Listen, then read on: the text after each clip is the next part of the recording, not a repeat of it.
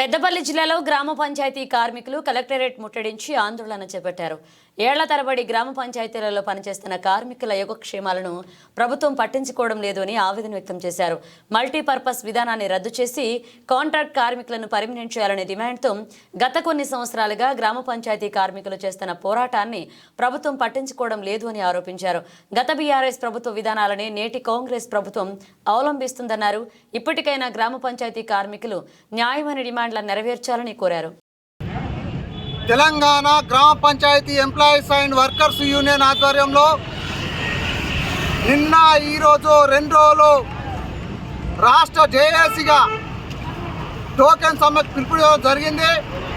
అందులో భాగంగా నిన్న 27వ తారీఖు అన్ని ఎంపీడీఓ కార్యాలయం ముందు ధర్నా చేసి నిరసన తెలపడం జరిగింది. ఈరోజు అన్ని మండలాల నుంచి కార్మికులు ఈరోజు పెద్దపల్లి కలెక్టరేట్కి వచ్చి ఇక్కడ ధర్నా చేయడం జరుగుతూ ఉంది.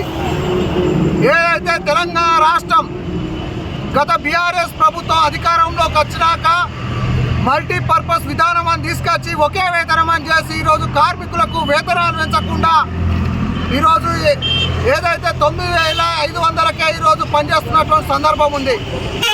కనీస వేతనం 26,000 ఇవ్వాలని గత ప్రభుత్వం అధికారంలో ఉన్నప్పటి నుంచి అనేక సందర్భాల్లో పోరాటాలు చేస్తూ ఉన్నాం.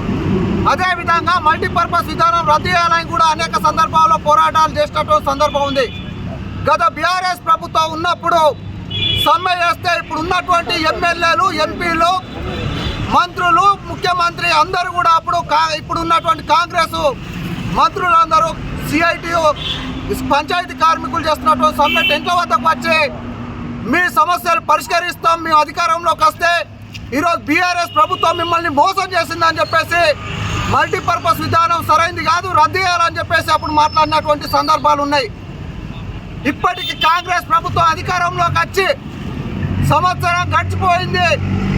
పంచాయతీ కార్మికుల సమస్యలు పరిష్కరించడానికి సంవత్సరం టైం సరిపోదా అని చెప్పేసి సందర్భంగా మేము ప్రభుత్వాన్ని అడుగుతా ఉన్నాం.